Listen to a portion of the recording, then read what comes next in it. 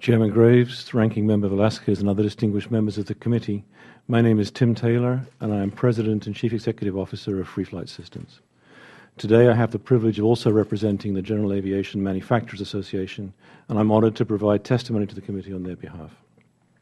I appreciate the opportunity to discuss today the benefits of the nation's transition to next-gen for general aviation, and to highlight the importance and ability of industry to meet the FAA's 2020 Automatic Dependent Surveillance, or ADS-B out, mandate. As the leader of a small aviation manufacturing business, I thank the committee for holding this hearing and look forward to describing how next-gen avionics, specifically ADS-B equipage, is readily available, affordable, and easy to install. Freeflight Systems designs, manufactures, and supports electronic systems that enable the next-gen air traffic management transformation. We certified our first ADS-B out radio in 2011, obtained our first installation approvals in 2012, and have delivered around 1,000 ADS-B radios and around 3,000 ADS-B position sources since then. As a small business, we made the investments, over $3 million, upfront to allow aviation operators the ability to meet the FAA's 2020 ADS-B mandate. In short, we have already accomplished the heavy lifting required to make our solutions readily available, affordable, and easy to install.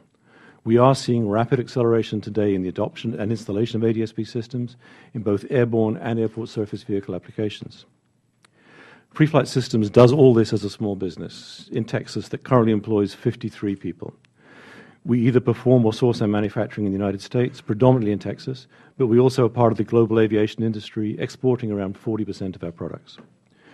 The potential benefits of next-gen to the aviation community are significant. The transformation enables improved safety, increases the capacity of the airspace system, and reduces the cost and complexity of air traffic control. For GA operators, many of these benefits, such as access to weather and traffic information, or ADS-B in, are immediately available upon appropriate equipage. But realizing the full potential of next-gen across the national airspace system will require significant additional work by the FAA. The more airplanes that equip, the more dramatic the improvements in capacity and safety become. The full potential can be realized only when all aircraft in controlled airspace are equipped, which the FAA has mandated by January 1st, 2020. The rule and mandate were established early in 2010, giving aircraft operators 10 years to equip. Equipment manufacturers have had longer. The system architecture was finalized in 2007, and the rules and requirements have not changed substantially since then. The ground infrastructure for the system is largely deployed and is operational across the country. There are no regulatory or infrastructure barriers to full equipage to beat the mandate. This long-term stability is essential if small businesses are to participate in the next-gen transformation. For the light end of general aviation, ADS-B equipment can be relatively inexpensive and easy to install. Freeflight Systems offers complete solutions today at a list price that is less than $4,000.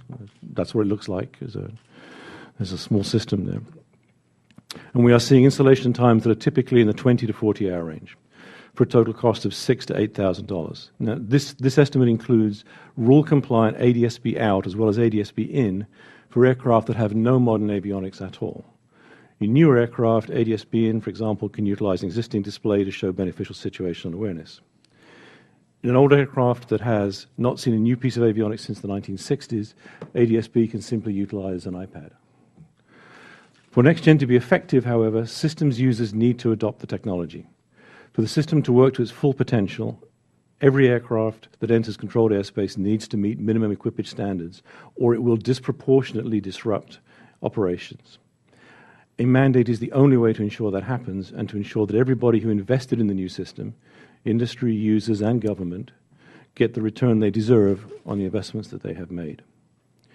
In our view, the best incentives from government and industry are already in place: infrastructure, firm schedule, stable requirements, and aggressive pricing. However, there is always more that could be considered. One area of concern is the inconsistency in the application of certification standards across different FAA branches and regions. Many next-gen programs are being given priority in modification approvals, but strong leadership and training can address these inconsistencies, reducing delays and increasing the number of installers willing to aggressively price and perform ADS-B installations. Low-interest government-backed financing has been discussed in the marketplace and authorized by Congress and is popular among Freeflight customers. Congress should examine how this can be made to move forward.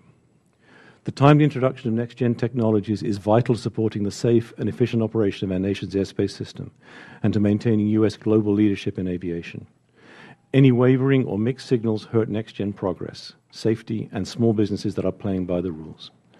Thank you for the opportunity to testify this afternoon, and I look forward to answering any questions that you may have.